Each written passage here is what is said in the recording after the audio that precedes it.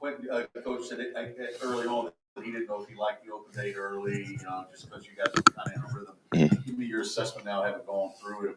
Did it come at a good time for you? Yeah, I guess that's what they have for us. So we just kind of, had to go with what we had. So like if it came that early, it's best time for us. If it came later, it'd have been a good time for us too. We just had to, figure out how to work with it, work through it, and obviously that's gone now. So we're just excited about the next week. Was there fine tuning, or what did you guys spend time specifically? Just making sure we don't take a step back at all because we got more free time than we usually do. So just kind of like you said, mostly just fine tuning, just going through and getting everybody that probably wasn't 100%, kind of get them up a little bit. Yeah, mostly. Yeah. Talk to me a little bit about the offense through the first two games. How do you feel about your involvement and how things are going? Yeah, I feel pretty good. The first two games we kind of implemented a lot of screens and stuff like that.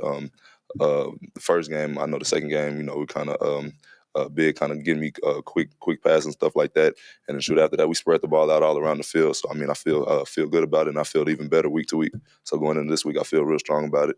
And after that, I feel still stronger, as the year goes on. What is this local rivalry mean to you? Mhm. How do you keep being involved in that? Yeah, like you said, it's a big rivalry that's been going on for a long time. So obviously, with stuff like this, you can't take it lightly. With the trash talking, whether it be on Twitter, Instagram, through the players, through the fans.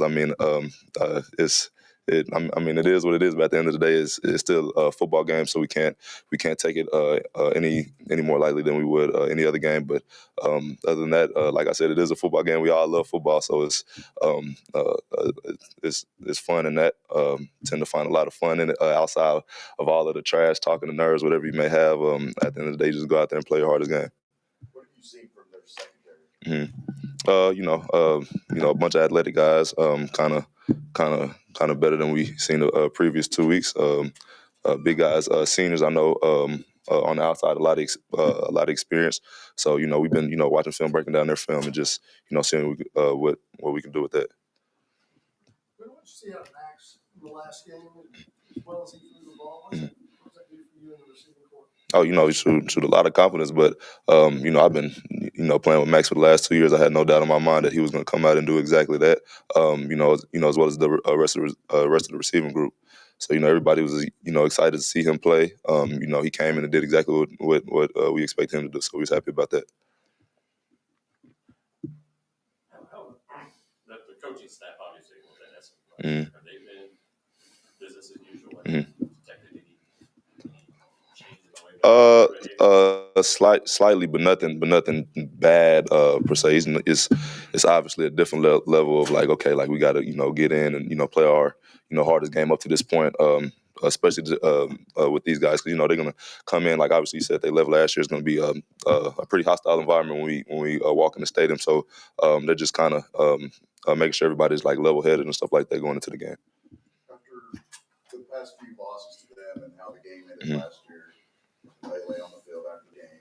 Does this create a little bit more excitement Mhm. that you get to go back and play this team? Yeah, obviously, with that, it's a little disrespect, but at the same time, it comes with the game. You kind of can dwell in it for a minute, but you ultimately got to move past that. And like I said, it is just the next football game on our schedule, so we're not going to treat it any more likely. Any less like any other team we would. So, we're just gonna put our head to the ground and play our hardest game this far. Any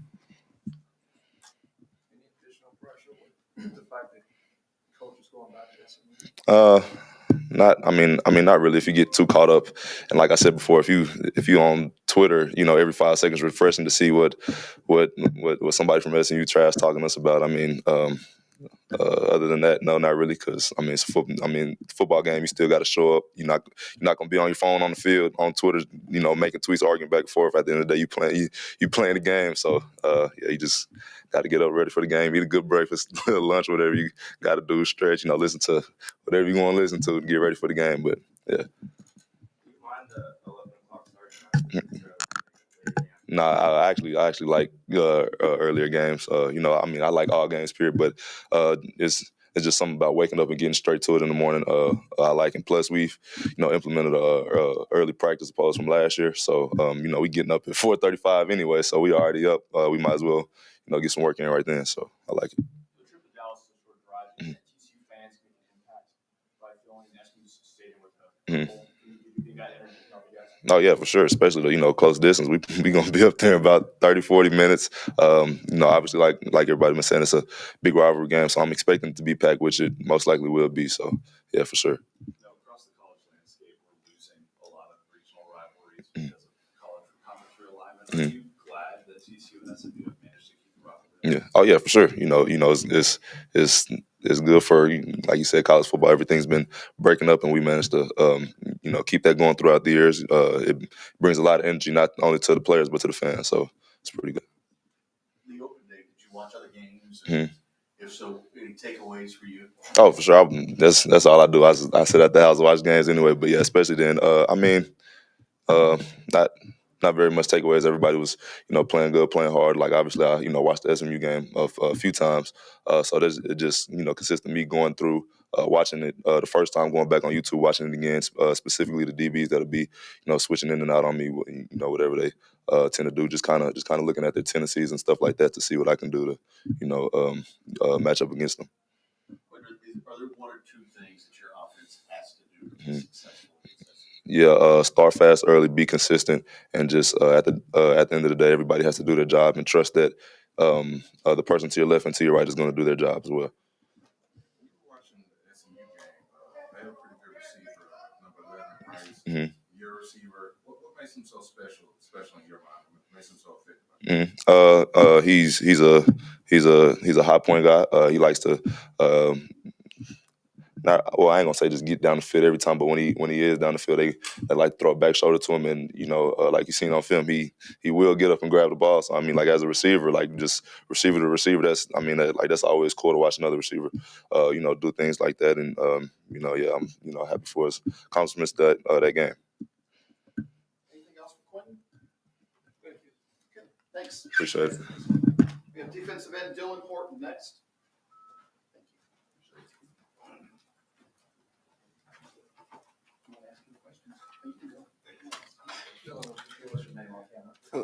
Dylan Horton. Dylan, talk a little bit about the new defensive system through 2 games. What have you learned, and how do you think you've grown in this defense over the first 2 games? Right. I feel like for the first 2 games, I feel like our defense has been playing really well. I feel like we've been running to the ball, showing a lot of effort on film, just doing the plays. I feel like everybody's doing their job responsibly. I feel like personally, as a D lineman, I feel like we're holding the line pretty well. I feel like as a group, we're doing our job and understanding how we fit into the scheme and accomplishing our goals that way. How do you think the scheme, obviously last year went the way it went, how do you think the new scheme kind of help you guys match up against their offense this year? Well, having three down linemen is a little bit different than 4 because we're going to get a lot of double teams naturally, and so they can work up to linebacker. But as long as we play our technique and hold our gap for long enough for everybody else to do their job, I feel like we have a good chance of being effective. One of the good things about the new staff here is they were at SMU last year. How much have they talked to you guys about maybe the good tendencies of players and maybe the bad tendencies of some of the players you guys are going to be facing this week? Right.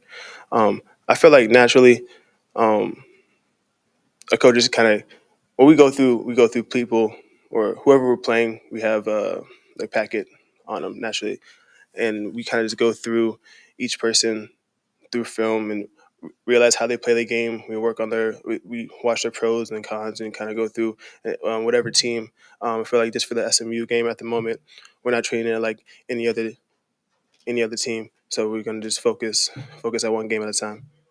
Does this game have a different feel simply because it is a rivalry game? I feel like this game is naturally emotional. There's a lot of history within this game. We've been preaching it day in, day out to keep level head and focus on next game and treat every game the same. So you don't get emotional. Football is naturally an emotional game. So sometimes that can even mess you up. And so as long as you just stay focused on your responsibilities and do your job, I feel like that should be the Are you thing. paying attention to the social media postings and this, that, and the other surrounding the game, and how do you keep, how do you filter that out? Right. There is postings every year about this TCU SMU, like on Twitter, social media, and everything like that. Personally, I try not to get caught up with it. I just know it's going to be there regardless. And some people do, some people don't. I'm just not the type. You've been through this game a couple of times now. Do you have any advice, or have you been talking to some of the younger guys like Dominic Williams about how to approach this game? Right. Other than the natural, like the given things, is like it's going to be an emotional game. I keep saying that, but it is going to be a naturally emotional game. But just focus on your responsibilities and do your job, and understand the scheme that we've been working on for the past week and a half or so, and just kind of focus and be grounded in the moment. What is coach's message to you all? Obviously, he's going back into pretty rough territory there for him. So what is his message, any special message for him this week? Um, we've been throughout the whole facility. We've been talking to each other about playing hard every game and every snap, and being able to do your job. And he's kind of been preaching that itself. He did come from SMU, but I feel like him just talking about how we all need to keep a level mind and play harder each game, each snap. I feel like that's what we've been focusing on. Do you feel like you need to do a little bit more because it is a special game for him, and obviously him going back? I feel like as long as everybody does their job to the best of their ability, I feel like we can be fine. I'm not sure who you're going against, but your coach is familiar with all these players, all the strengths and weaknesses. Has he been a resource for you or any of the other teammates that you know of, just in terms of coming to him and saying, hey, so and so is, can be beaten this way or taken advantage of? Is there anything like that going on? We can see most of what we need to see on film. I don't think there's like any other extra things going into it. Yeah. To that point about seeing things on film, was there anything you noticed about SMU's offense against Maryland this past weekend that you picked up on? Or some simple things about their offense. They run tempo, they go fast. They like short passes. Every once in a while, they try to get you off sides, throw a deep bomb. So just like the structure of the offense. That's basically what I noticed. Does SMU's offense, well, last week they attempted passes 54 times. Right. Is that something that kind of catches your eye, and is that something you think about when game plan? Yeah, I feel like it does. You pay attention to the formations and like what formations they were in when they passed the ball compared to the personnel and everything. I feel like that played a big part of understanding the game and realizing what's going to happen next. Has going against the TCU offense helped you prepare for SMU? I feel like it has. Like beginning of practice, we just run tempo, just to start fast, and I feel like SMU specializes in tempo. That's what they do. So I feel like that's going to help us win the game. Has the line given you guys any tips? I mean, he's an offensive lineman. He probably knows the players that you guys are going to go against. Is he giving you guys any tips? Right. I feel like you could ask him. He probably help you out. Naturally, I feel like he doesn't like, go out his way to like give you information and stuff like that. But if you ask him, he'd be a pretty open guy about everything, about just like helping out what you do on pass rush or run blocks and how you fit different positions. Have you noticed them doing anything different this year as opposed to what they were doing offensively on Sunday last year? Like collective, like as a whole. Mm-hmm. Situational things, kind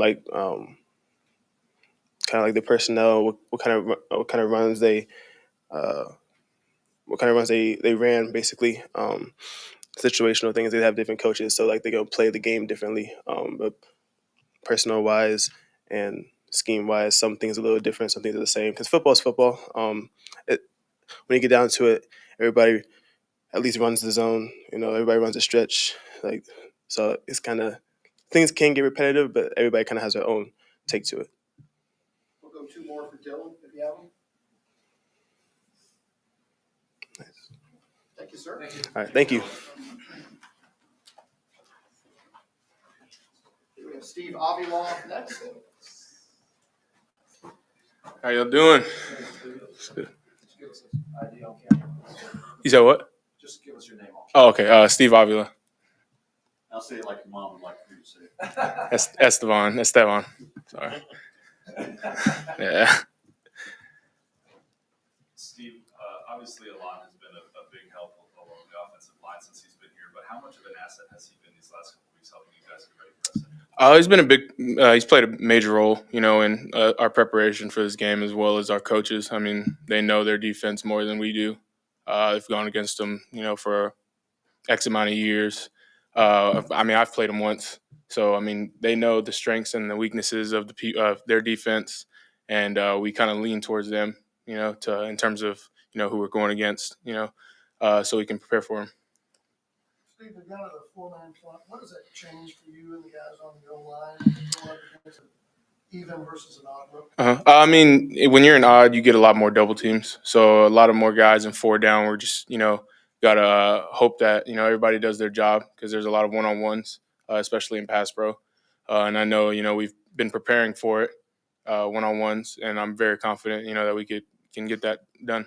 Did you watch any football during the open day? Did you focus in on offensive lines at all? Like other offensive lines? Not really. I kind of just try to focus, on the defense, see where I match up, against, what they do.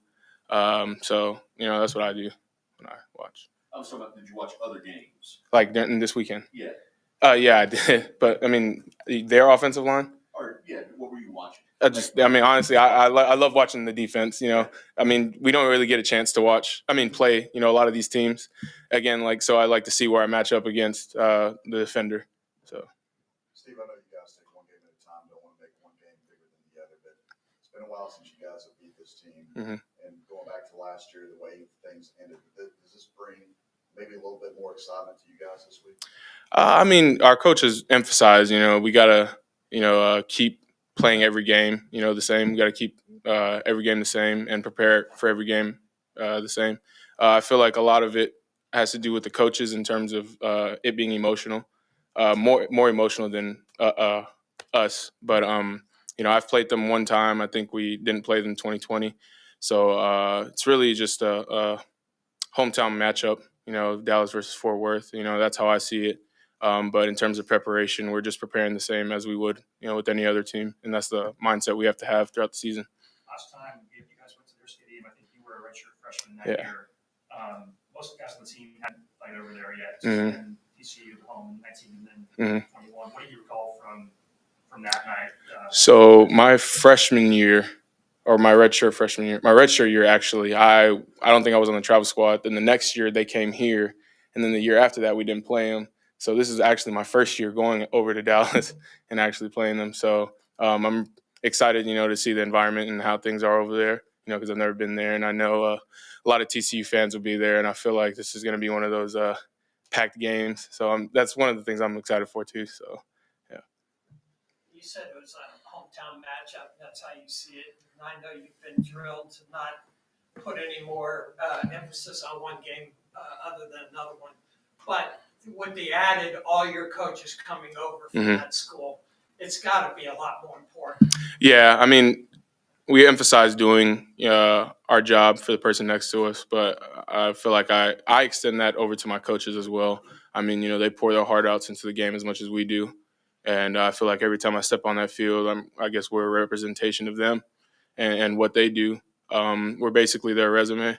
And I try to do my best job, when I step on the field, not only for my teammates, but for them as well. So. The college landscape is changing. We're losing a lot of these regional rivalries. Like Oklahoma, OSU aren't going to play anymore. How important is it, do you think, to keep some of these rivalries like TCU and SMU around?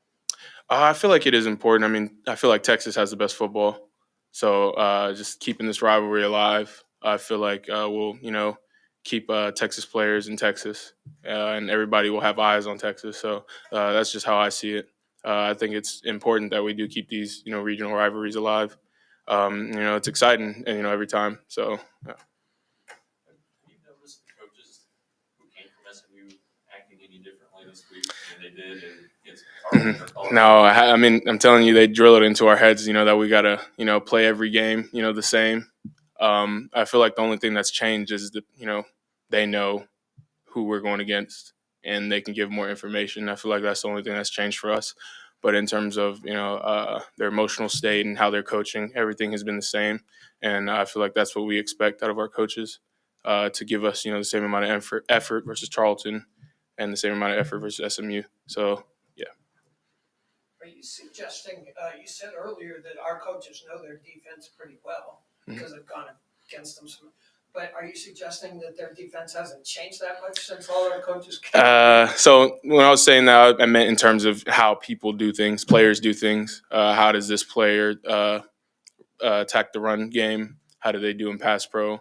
What do they do in certain situations? And that's what I meant by that. So. Anything else for Steve? Okay, thanks.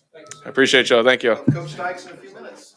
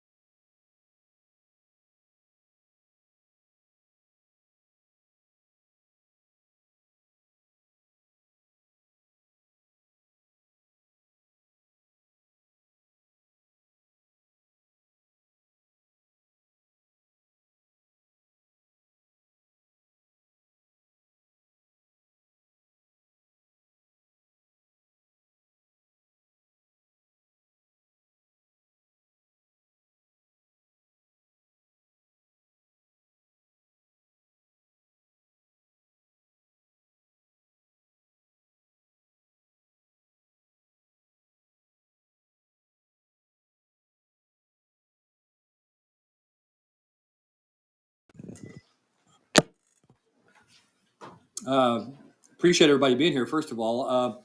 Second, just excited to get back to playing again. Open dates are a little tricky this early in the season, particularly when you feel like you're playing well. I think gets you a little bit out of routine. It's kind of been strange. We just haven't really been able to get into a great routine. Obviously, moving forward, we will because we'll play 10 consecutive weeks. But it's it's been a little bit unusual, but it's good to have had an opportunity to rest, and so now we're back at it and anxious to go play and looking forward to playing this week. Coach, I think when you put the mic Oh. on, we put the lost. Okay, good. Sorry, I didn't know you guys used the mic. You've been preaching, I mean, players kind of told us you guys have been focusing on not making this game too big, too emotional. How do you think they kind of just been responding to kind of taking it?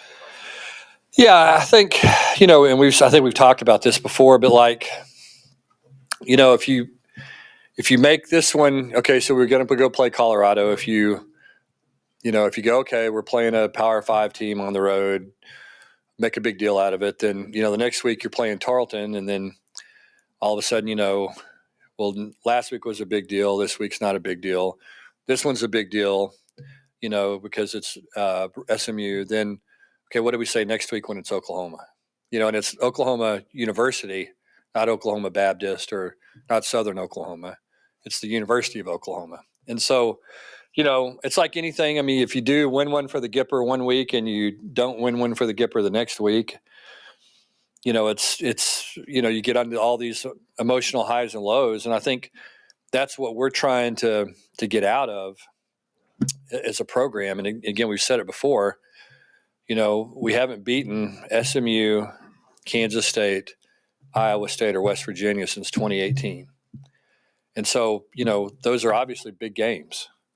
They're conference games. They're huge games. And so, we've got to treat every single game the same. We have a really good league. It's a challenging league.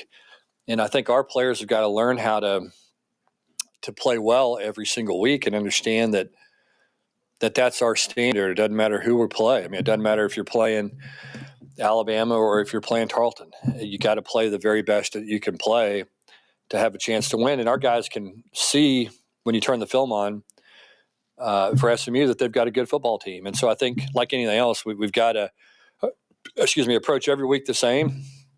We get 12 chances to play.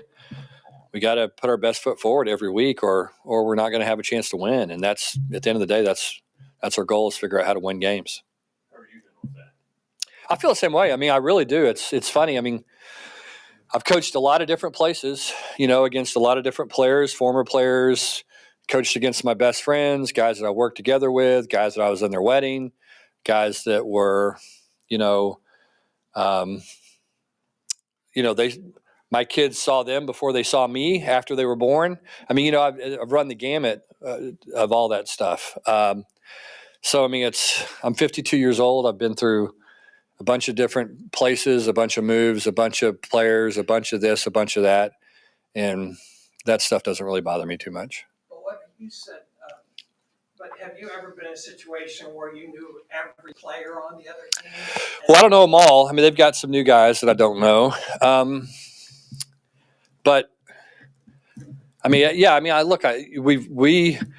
we had a lot of time invested in those players, and they had a lot of time invested in us as coaches, and that's the way you want it. But I think everybody understands that that's the way this stuff works. You know what I mean? And so it goes back to, I think I've said this before, but when a player comes and sees me and says, I want to transfer, my goal is my objective is for them to have a good opportunity, for them to be successful, whether it's transferring down because they're not playing, whether it's transferring because they don't think it's a good situation, they're unhappy, whatever the case may be, my job is to find the best place for them to go. And you don't like to lose players, but you want what's best for them. And I think players view coaches the same way. I think it's the same thing.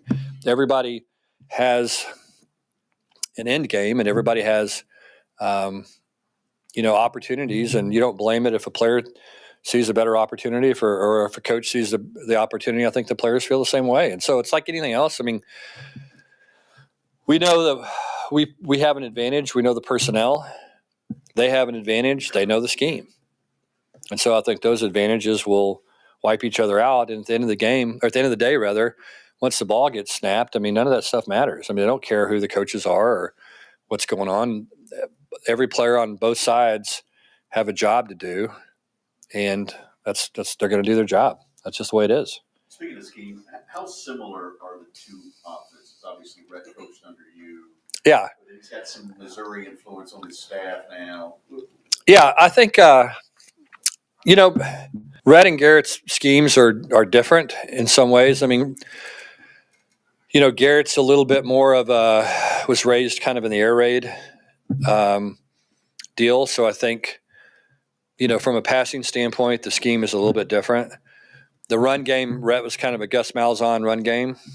And so what's happened is both of them changed a little bit when they came and worked with me. Just because I was comfortable with certain things. And so it's similar, but it's different in some ways. I mean, I think we're more of a kind of an Appalachian State run game, and they're more of a Gus Malzahn Auburn run game. But guys evolve, and Rhett's done a great job wherever he's been of, saying, okay, here's what we have talent-wise. Let's figure out how to build the offense around what we have. And I think they've done a good job of doing that here at SMU. Were there any takeaways from the Maryland SMU game this weekend about how effective Maryland was on the ground against SMU's defense? Yeah, I mean, offense is always a game of cat and mouse, and it's always going to be a deal of, okay, they're going to take this away. If they take this away, then that gives you this, and then they start to take that away, and then it gives you this, and you just try to stay ahead. And so it's like anything else. I mean, I think defensively, you always have to pick your poison. Are you going to load the box? If you load the box, then the idea is, okay, it's easier to throw the ball. Now you got to win some one-on-ones, and you got to make some things happen. But if you empty the box, then it's easier to run the ball. And so, it's like anything else. I mean, there are multiple what they do defensively. They'll load the box, pretty heavily at times, and other times not as much. And so, we do a good job of being prepared for all of it. I think that's, defenses are so multiple now in college football. The days of they're going to play these one or two fronts and these one or two coverages, those days are long gone. And so you're going to see a lot of mix of different things. Coach, what makes Tanner Mordecai so successful? Well, he's just talented. He's got a good arm. He's a really good athlete. He's really fast. When he pulls the ball down, I mean, he can turn the corner and make some big plays. He's, like I said, because he's got a lot better speed than people think he does. But he's an accurate thrower. Does a good job anticipating throws, getting the ball out on time. He's got a lot of trust in his receivers. I think he's, good at throwing the ball to a spot and letting guys run underneath it. And then obviously he and Rasheed are really on the same page in terms of the passing game. And, he's throwing it to Rasheed, and Rasheed's making plays on the ball consistently. So I think that's, he's playing with a lot of confidence, and I think that's been a big part of the reason they're throwing the ball and catching it so well. Rasheed's leading the country in receiving yards. I guess what makes him so special on the outside? Well, he's very strong. He's a strong route runner. He's got a good, strong lower body. What makes him good is what makes receivers really good. I mean, he really is very competitive. When the ball is in the air, he views it as his ball. He doesn't view it as a 50-50 ball. Got really strong hands. And then he's got really, really good body control. I think that's the one thing, if you notice with him, he can contort his body and really do a nice job of catching the ball off balance, throws behind him. Does a really good job leaning on receivers and separating at the last instant and being able to catch the ball. And again, Tanner's done a good job of knowing where to put the ball. And so I think those two guys really, like I said, on the same page. It'll take, obviously, the whole secondary, the whole defense, but does it, I guess, give you a little bit more confidence knowing you can match up with a guy like Ryan and somebody like Trey? Yeah. I mean, I think that's, that to me, that'll be one of the fun matchups to watch is going to be, Rasheed on the corners. It'll be a big challenge for those guys. I think they're excited about it and looking forward to it. And, we'll kind of see how it plays out. Coach, are you thinking about how the crowd will see it? Like when the crowd, you walk onto the field and the crowd, they react however they do when you come onto the field. Are you, in a way, if they boo you or they cheer for you when you walk on, are you happy that they'll be cheering for you, like going after you and not your team? Yeah. Oh, I don't care. I mean, that kind of stuff. I mean, they booed us at Colorado. They'll boo us when we go to Kansas in 2 weeks. And I mean, I'm sure they'll boo us on Saturday. There was a time when I noticed those kind of things, but that's been 15, 16 years ago, when I was young, and that was the first time that happened. And since then, pretty much everything's happened to me as a coach, and you just kind of learn to not worry about it. Were there details that you worked on, little details this past week? Yeah, oh yeah, for sure. Yeah, during the open week, yeah, for sure. I mean, it's a great time to kind of evaluate everything and see, okay, what are the small things we got to get improved on, and yeah, for sure. I mean, I think that was one of the things that you just sat down and you say, okay, where do we feel like we're a little bit deficient? Let's really invest some time and effort into correcting these things and get them fixed and get more comfortable. And so I feel like we're in a good spot right now. It's only Tuesday, and I feel like we're kind of ahead of schedule when it comes to our game plan and what we have in, and hopefully we can get it polished up well enough to execute it on Saturday. We know that you like analytics, you like the numbers of the game. Are you a self-scout guy too, or you spend a lot of time? Yeah. Look at what you're doing. Yeah, you do.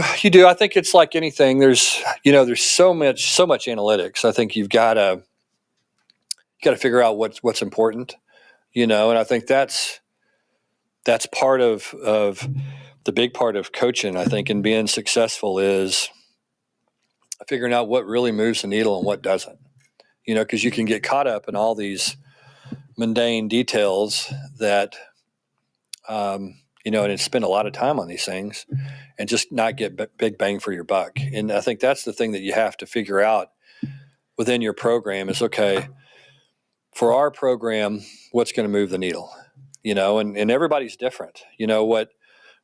What the Naval Academy has to do and what we have to do are totally different, because it's two different situations as far as program building and how you build a program and all those type of things. And so, you have to just figure out for your school, given your set of circumstances, given your conference, given your history, given what you have, that are your strengths, what are you really going to go all in on?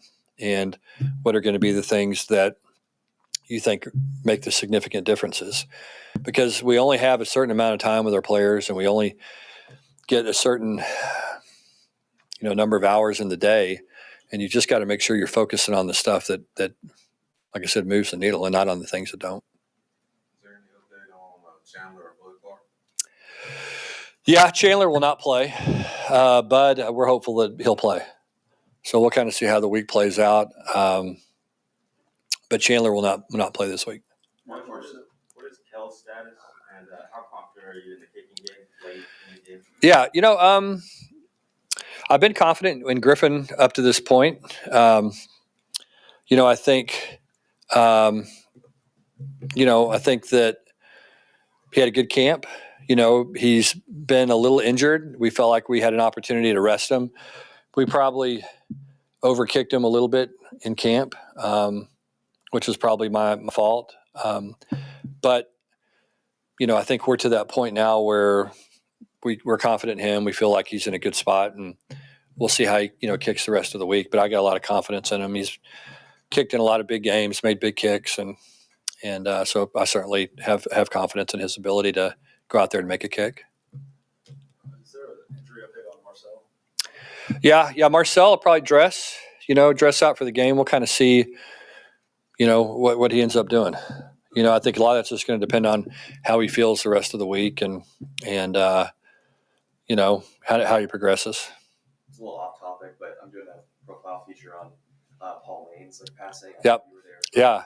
For some years, can you just talk about him? Yeah, that's a heartbreaking deal with Paul. He was such a good fan for SMU. I think, there was a dark period in that program, for a long time. And, he endured and was one of those guys that you could always count on. And there were some really core people over at SMU. Paul Lloyd was another guy, former player that was just such a consistent supporter of the program, even during the dark time, and Paul Lane was just one of those guys. You knew he was going to be there, and you knew he had your back, whether things were good or bad. Just a super guy, just a really pleasant person to be around. He was really, when we first moved to Dallas, we had a young coaching staff and guys. A lot of times it was the first time for them to buy a home or find a house, and he helped probably 3/4 of our coaching staff find a place to live, and just became really close to everybody in the program. So, that was a tough one for me personally. Just really cared about him a lot, and just one of those people that I thought was really unique and really special. And it was always about somebody else besides him. That's what made him so special. Really incredibly unselfish and just a really sweet guy. Coach, you conceded that there's the potential there that you might get booed. Won't that seem kind of strange considering how much success you had over there? Oh, no, That program? No, it's just the way it works. You know what I'm saying? That's the way it is. I mean, and that's what I think that's the way it ought to be. Fans are cheering for their team this year, and what happened last year doesn't really matter. And that's the way it's supposed to be. They're cheering for those coaches that are there now and those players that are there now. And I don't have any problem with that. I think if I bought a ticket to the game, I'd boo me too. It is what it is. It's really not going to bother me. Anything else for Coach? Did you watch a bunch of Big 12 ball this weekend, or what did you find yourself on? Yeah, I did. I watched a lot of Big 12. I was, there were some good games. The early games were kind of boring. The late games were good. The league is good. It's competitive. It's going to be, no bad teams. I think for a long time, everybody kind of secretly circled Kansas and said, oh yeah, we're going to beat Kansas. And I imagine we're going to look up here in a week and Kansas is going to be in the top 25 if I was betting. And so, how this stuff goes. I mean, it's everybody's good. Everybody's good. Goes back to, what we said earlier. I mean, Kansas State lost to Tulane. Tulane's good. We had some crazy games when I was at SMU against Tulane. Twice there in New Orleans. I think it came down to the last play of the game. We were able to win them both, but it was, they're a good football team. And so you just got to be ready to play. I mean,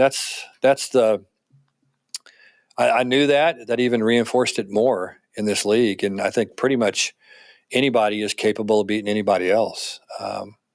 And that's what makes conferences fun, is when, whoever the perceived weakest link is goes and beats, one of those teams that's supposed to be favored to win the league. That's what makes it fun and compelling. And that's why, the conference way of doing things in college football, I think, is really good. I think it keeps things really interesting. What do you think of coaches being fired 3 weeks into the season? Yeah, it's strange. I just think it puts everybody in a bad place. When some coaches got fired last year in the middle of our season at SMU, it put me and our players in a really bad place. Because, even if you stay and and your name is associated with jobs, whether you do anything or not, just because of success you've had or because of some regional tie-in or some relationship or whatever, it's hard for everybody. It's hard for the players, and the players are most important. The coaches, who cares about the coaches? I mean, we're grown, we're adults. We chose this. We can deal with what comes our way. But you worry about the players, and it just puts those guys in a really awkward situation. And, it's weird how it happens. I think part of it's the early signing day, and then I think part of it's I think sometimes there's administrators that are trying to save their job, and the further something goes, the more they feel like they need to make a change for themselves. And I think the bad thing about college football, and I think that there's been some things that have really changed here recently improve on this. But the bad thing about college football is, no one ever considers the players when they make decisions about the game. Whether it's for years, some of the silly NCAA rules and some of the things that, kept student athletes from being normal students. Because if you were a engineering major and you wanted to go work for Apple in the summer, and Apple wanted to hire you, they could hire you and they could pay you a real wage, and athletes couldn't do that, and so anyway, it's nowadays I think it's gotten better for student athletes. Just some of the things that we can do now with name, image, and likeness and transfer portal and that type of thing has improved. Has improved the quality of life for athletes. But, I think they're always the last ones that are considered. And in my opinion, they ought to be the first ones to be considered. Coach, SMU's offense attempted 54 passes last week. Is that something that catches your eye as prominent? Yeah, I mean, knowing Red, I'm sure that they didn't want to do that. I think they just felt like that gave them the best chance to win the game. Red believes in running the football and the importance of it. I mean, I know that, I understand that. But again, it's going to play,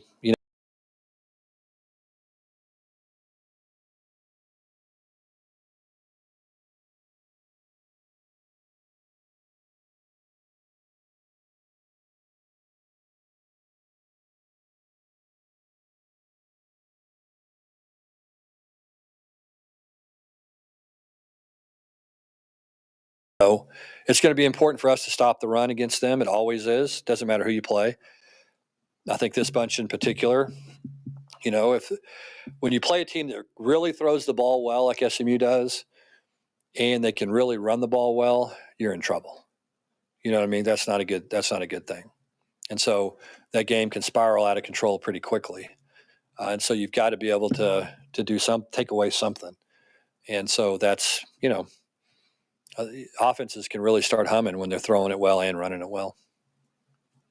Thanks, Coach. Okay. Thank you, guys. Appreciate it.